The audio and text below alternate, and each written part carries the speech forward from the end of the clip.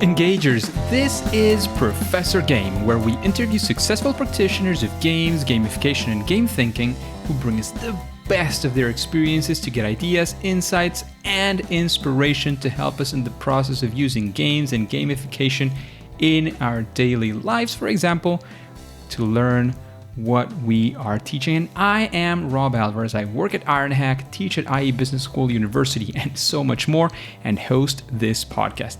If you have an extra second, please go ahead and subscribe for free to our email list at professorgame.com/subscribe. Hey, Engagers, welcome back to another episode of the Professor Game podcast. And we have a very special guest today, but Stefan, before we take off, are you prepared to engage? I'm very, very excited, yes. Let's do this. Stefaan van Hooydonk. Is that kind of the way it goes? And you're almost native. Amazing. We have Stefaan van Hooydonk today because he's the founder of the Global Curiosity Institute and author of the best-selling book, The Workplace Curiosity Manifesto. And he's been working initially in investment consulting, setting up executive education, the China-Europe International Business School in China. And he held executive roles as chief learning officer in Fortune 200 companies like Nokia, Royal Philips, Cognizant, Saudi Aramco, Agfa, Flipkart. And he has lived and worked in Belgium, France, Hong Kong, China, Finland, the Netherlands, India, Saudi Arabia, and the United Kingdom. His last role was the chief learning officer for Cognizant, where he oversaw learning and development for over 300,000 associates across the globe. He researches topics of the workplace curiosity in companies and believes that these curious individuals need curious environments to thrive, and especially in times of turmoil, where individuals and companies need to embrace intentional curiosity. He has been helped by a number of diagnostics that he designed for creating insights into what drives and enables or prevents individuals and organizations to show up curiously. He consults global corporations and leadership teams towards building a stronger curiosity muscle, and he's a regular speaker around the world for the power of curiosity to benefit professionals, leaders, teams, and organizations. That was, I almost ran out of breath, Stefan, but an amazing career that you have going on there. Are we missing anything? No, that's just too much already. Maybe one small thing. I bought a piece of land this year, 20,000 square meters, and I'm building a food forest on top of it. So I'm becoming a half of a farmer, which is propelling my curious journey because there's so much to be. Curiosity is often strong in the beginning of things. We might talk about it. This is now my big learning project. Amazing. And talking about that's the latest project, but I don't know if that's what you do every day, sort of all the time, or you're doing other things. So we would like to sort of get into the habits, the routine, or the life in general of Stefan. What does a regular, maybe day, or if you want to go for a week, whatever that looks like for you, we want to sort of be in your shoes for a bit. Well, I'm trying to combine my time between researching, kind of looking at my own data, but also researching adjacent areas in the area of curiosity. There's so much to be learned. So that's one thing. We can talk about that later. And then I'm trying to do 1 or 2 presentations every week for customers, inspirational talks to boards, to leadership teams, to sometimes entire companies, and the preparation that takes with it. And then I have the other bucket probably, which is anything else. Whatever else comes up. Yeah. Right. Well, curiosity is leading that, at least for sure, that part of your days, right?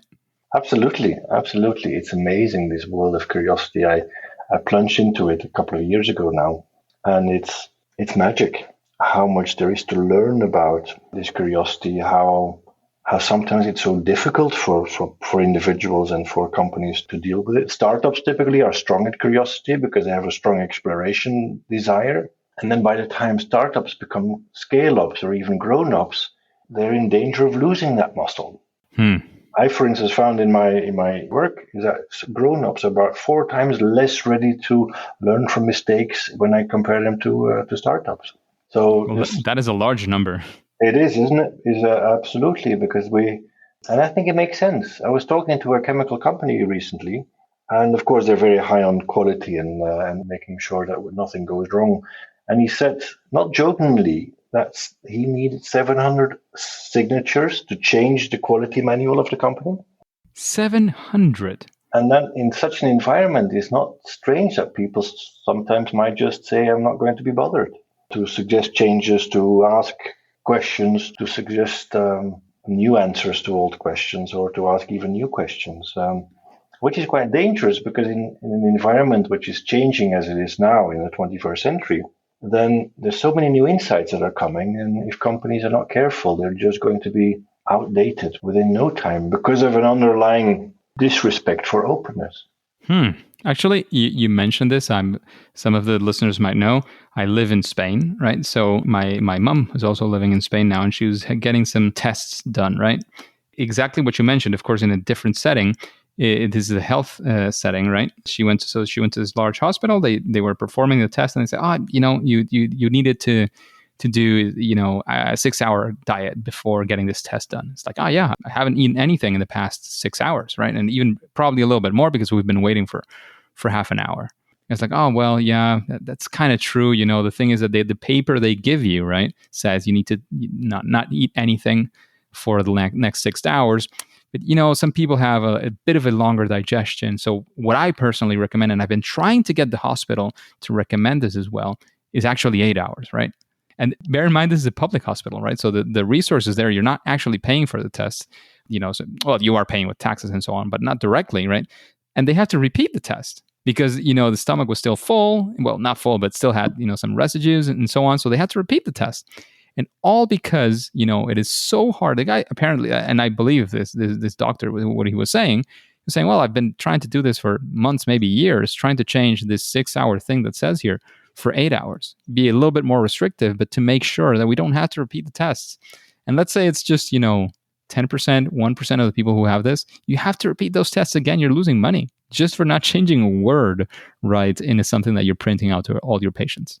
Well, yeah, you see, this staying with the status quo is sometimes much more powerful than the opposite. And it's not even change, right? It's just, making sure that things go according to the standards that they're expecting. But anyways, we're diverging into sort of health and not necessarily curiosity related issues. So Stefan, we would like to get into a story of one of those times where, you were using curiosity to, it's from what we understand, you're basically, one of your focuses is a learning area, right? So maybe you were using curiosity for some learning project, right? And things didn't go as expected, didn't go as planned. And, you had what we like to call every now and then a first attempt at learning or a fail, right? One of those things that, things didn't go exactly right. But of course, eventually you either fixed it or, got over it and went to something else. We want to be there with you and take some lessons out of that. Well, it's a super question, but you make me think now. And those are the best ones, right?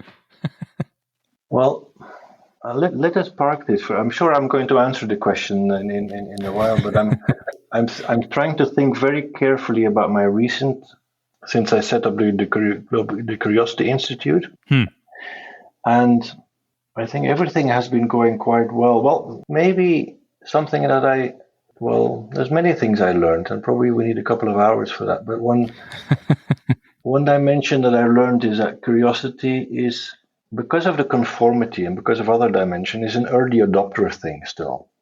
I'm doing a lot of work with startups and for leaders in big organizations, grown-ups and scale-up organizations that quote unquote get it immediately because they're highly curious themselves, because they have a certain sense of openness. And then you have everybody else. They generally value the role of curiosity, and they agree that curiosity is linking to innovation and engagement and products, etc. But they're a bit more afraid of changing their culture or allowing me in, or anybody that focuses on curiosity, the few people at least, because they're not an early adopter. And one way for me to go around this was to write a book and to create a mainstream vehicle, and that the Global Curiosity Manifesto, or the Workplace Curiosity Manifesto, which you just mentioned, was one way to go around this. Now it's a big learning, because I spent more than a year writing the book, almost full time. But it was for me a way of getting the right attention for this, and it seems to be working. Because of that, and because of continuous marketing, more and more companies are waking up now to the idea that post-COVID and then into 21st century, maybe we have to start asking different questions, or maybe we have to create a different culture in our organizations, one that allows a certain confident humility on the managers, or that allows more psychological safety, or more divergent thinking, or more tension in the system, and therefore more curiosity. So what would you say, I mean, I see that you were talking about, trying to reach people that are not early adopters, and has been really difficult. So you took an approach of actually writing a book, right? Mm-hmm. How did you get there? Like, did you have some sort of, I don't know, idea storm, or how did that go? Like, how did you get to the conclusion that, at least for your sake, writing the book was the way to go?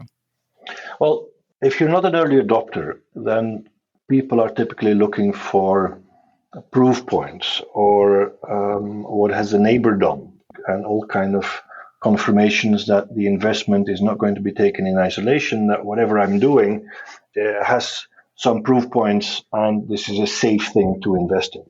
Say, curiosity work and consulting on curiosity or so. So a book was really a good way for me to research what other companies were doing, but was a good way to think very carefully about models on how to make it worthwhile. Because when you're writing a book, you have to reflect deeply. And I spoke to lots of people, and I made the knowledge and the research so much richer, I think.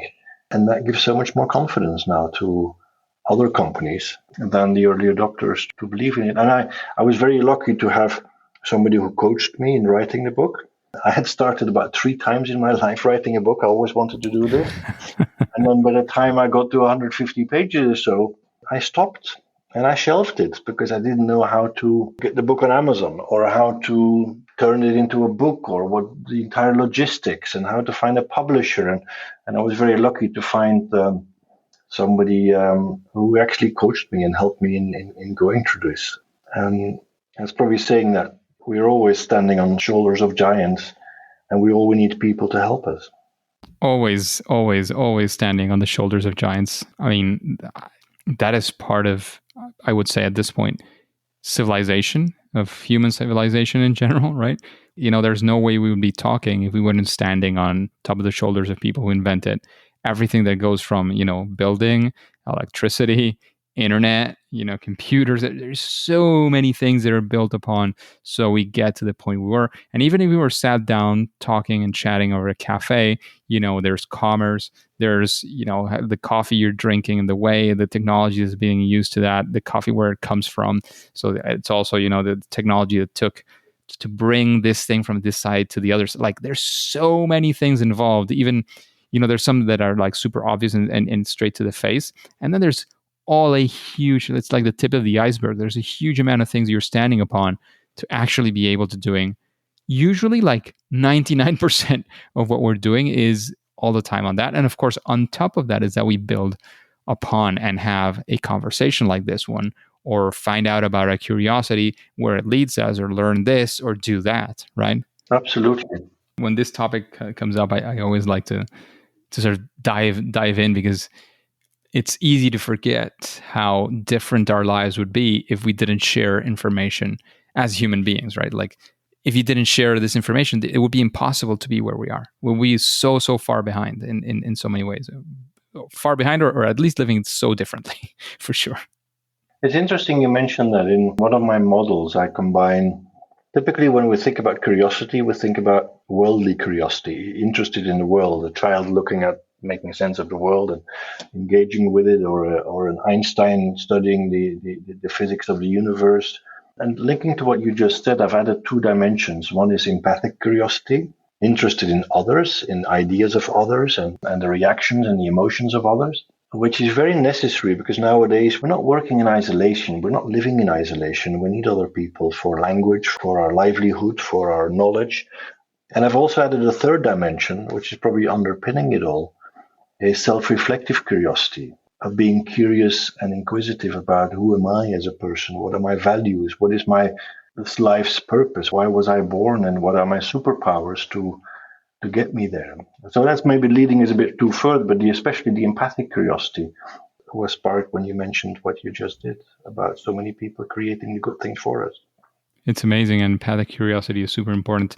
And you were just mentioning as well your models, right?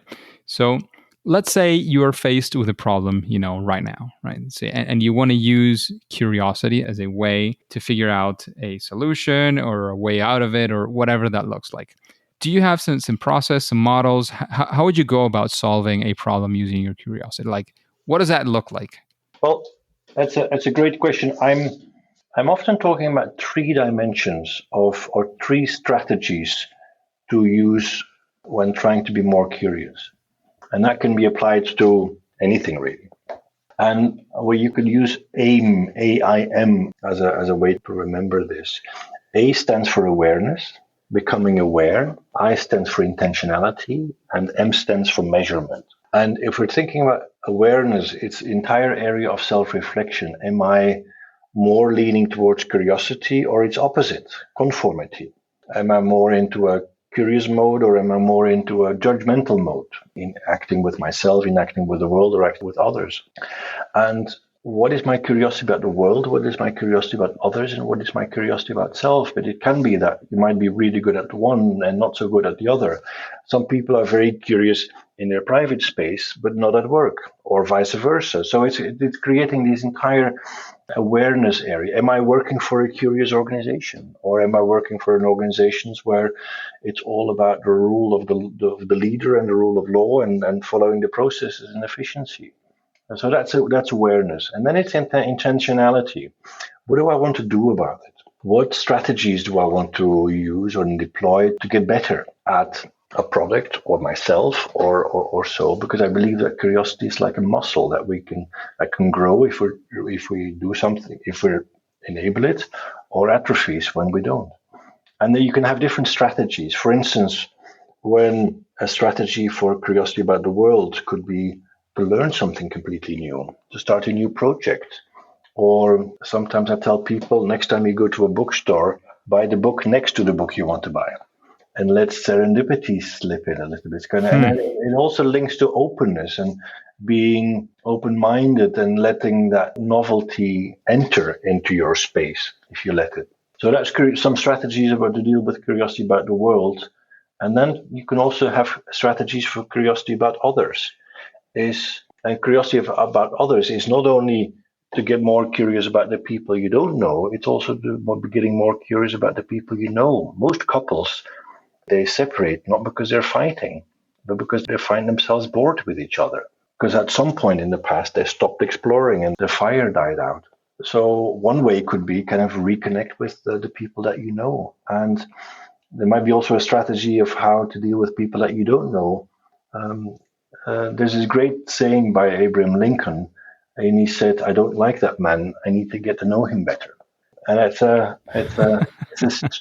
it's a strange combination of two sentences, but it actually makes very much sense. When you don't like a person, you have two strategies: either you push away the person and you don't want to deal with him or her, or which Abraham Lincoln did, he embraces the person and says, "Well, maybe not liking has more to do with me than with the other person. And maybe I need to find out, and maybe I can learn something in this process." Or sometimes what I tell people, try to have lunch with the colleague that is furthest away from your own thinking in the office. Or are you only having lunch with the people that are like-minded and you want to stay in your echo chamber, or do you want to learn something new? And then curiosity about others, an intentional strategy could be, curiosity about self, and a strategy could be articulate your values and find out what your superpowers are, and maybe engage in some meditation or some other strategies to really ground yourself better, to find better answers to those questions. And then you have measurement. I've created a number of tools online which people can take to find out their curiosity profile in the world, in others, and self. And I'm also doing work with entire teams where I'm checking the environmental aspects of how much is the organization supporting curiosity through its processes, through its culture, through its practices. But it doesn't have to be qualitative. It also can be quantitative. We can also ask our colleagues, our family members, how do I show up? For instance, did I show up in the last week curiously, or did I show up full of judgment? Or how do I react in this meeting? Or as your manager, am I more curious or am I more the opposite? There's ways to check in with other people to help get better at this. So does that answer a little bit your question? Yes, I think so. I think it provides so many tools and so many ideas of how to be more curious, basically, on all the different dimensions that you were mentioning. Just a quick break before we continue. Are you enjoying this podcast? If you're listening through a podcasting app, please subscribe and rate us on the app.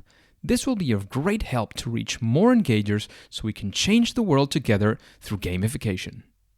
And Stefan, talking about curiosity, of course, I mean, I know you gave out so many tools and so many ideas of things to use to increase that curiosity. But is there a best practice, like not a silver bullet, a best practice, something that you would say, well, for increasing your curiosity, if you do this thing, or I've seen that when people do this thing, there's curiosity superpower is increased.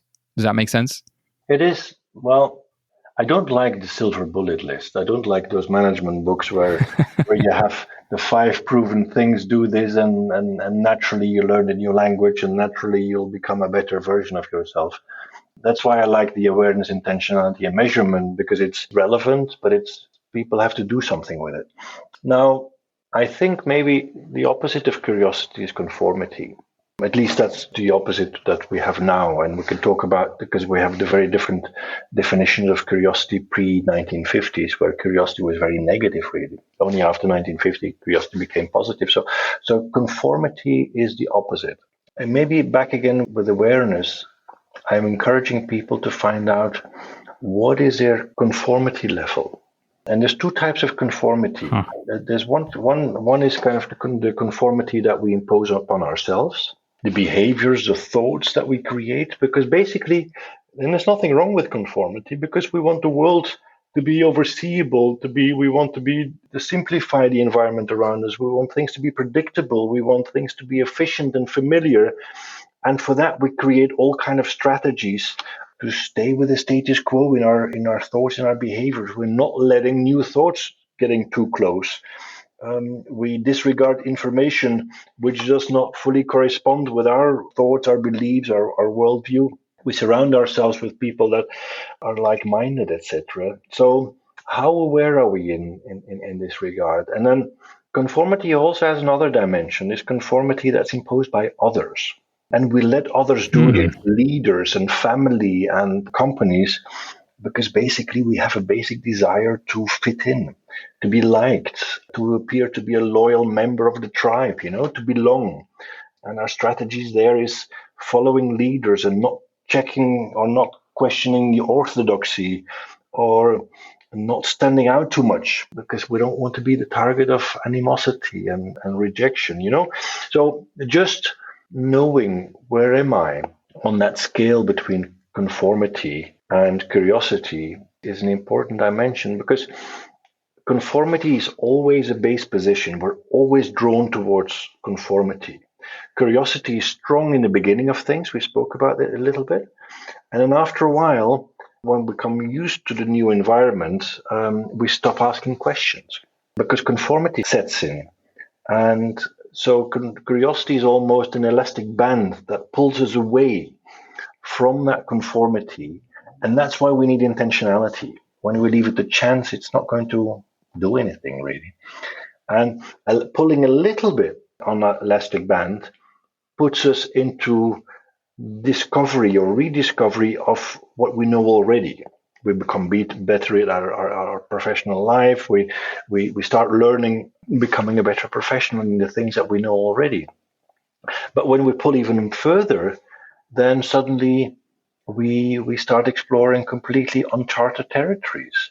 And for me, that's the difference between broad and narrow curiosity, because we need both, really, in driving towards the future. So the silver bullet for me is know thyself, or try to know thyself. Socrates said it already a long time ago, I think. And if you do that, life is simpler and easier. I think knowing yourself is one of the most important, but also one of the most difficult things to do. Would you agree, Stefan? Absolutely. I'm 50. I always get it wrong. I'm 53, I think. And I'm loaded with 53 years of dust on my soul because I'm walking around with narratives of who I think I am, with beliefs that I think that are genuine, with a certain level of naive realism that the world is exactly how I perceive it, and it's hard to uncover that diamond deep inside, devoid of any of those beliefs or biases or narratives. And it takes quite a bit of effort, like meditation, like walking in the park, like life altering experiences. And sometimes we can experience those when we're on holidays and we see a sunset. At those kind of milliseconds, we're in touch with ourselves, but then life takes over again. And that also shows that somehow we need space and time to be curious. Because when we're too stressed, a little bit of stress is good, gets us out of our comfort zone. Too much stress is paralyzing. And if we're looking at everybody that's working, I've not met many people that tell me that they're not stressed and they're fully at ease. But that should be an aspiration for leaders, for people themselves, and for organizations. How do I create an environment where people have time to be curious, have time to think, to challenge the status quo, etc.? Amazing. Thanks a lot for all of those insights. I think there's plenty engagers. If you lost anything, definitely the good thing is it is a podcast. It's recorded, so you can go back 10 seconds, 30 seconds, 1 minute, 5 minutes, 10 minutes. No problem. Re-listen to this, finish the episode and listen to it all over again. There's so many insights here. I have so many notes on what is going on, but I would like to continue making further questions before we say it's game over, right? Before we finish the podcast for today. I do have a question that we like to ask guests. And of course, right next to your book, because we know we would all recommend your book. But is there another book that you would recommend on the topic of curiosity or maybe related topics that help engage curiosity? Like what would be a book recommendation that you could give us? Well, there's probably two books I would recommend. One book would be The Art of Subordination by Professor Todd Kashdan, because his book is really talking about or giving guidelines on if you want to action your curiosity towards others, towards teams, towards organizations, towards society, here are some strategies on how to do that. And I think that's very powerful to link that to curiosity. And then there's another book that I'm just reading now. It's Karl Popper. He's a philosopher, and he wrote a book. I'm reading it in Dutch now, so the translation should be The Open Society and Its Enemies. And that's a book about how society, basically it makes me think. And the book and the philosopher is looking for reasons why, what are the differences between open and closed societies? I'm trying to make the link then to open and closed organizations, open and closed people. Huh. So these two books would very recommend. So Todd Kashdan's book, very practical, actionable, and very close to curiosity. Karl Popper is more of a general book to open our minds. Both sound like fantastic books. Stefaan, before we wrap the things up, I want to know, what would you consider is your superpower? Because you mentioned this word at the start of the podcast. And I want to know, I'm sure you've done some explorations, and at least at this point in time, what would you say is your superpower?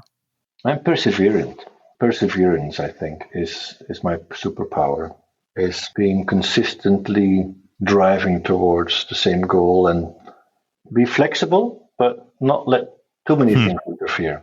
Sounds amazing. So, Stefaan, we're running out of time. I know you have a busy agenda as well. Is there anything else that you would like to sort of give some final words, some final piece of guidance, some final advice, whatever you want to go for? And of course, let us know where we can find out more about your work in this online world of ours. Well, you could, of course, find me on the website, globalcuriosityinstitute.com. But instead of advice, I have some questions. You piqued my interest in the link between gaming and curiosity. And it's going to be with me for a couple of weeks, I think, now moving forward. So if you can share with me some research on the link, if you find anything, the link between curiosity and gaming, game design, game psychology, I'd love it.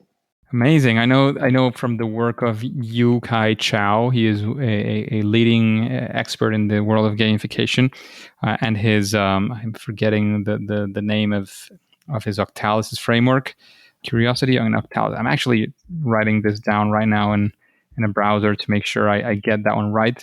He does talk about one of the 8 core drives in gamification. The core drive 7 is unpredictability and curiosity, right? Hmm. So this is a lesson that he takes from games, and this Octalysis gamification framework has, he's used it plenty and mostly in his consulting, but it's a very, very, well-known book. It's been translated into so many languages. I would say, is one of the most successful books in gamification.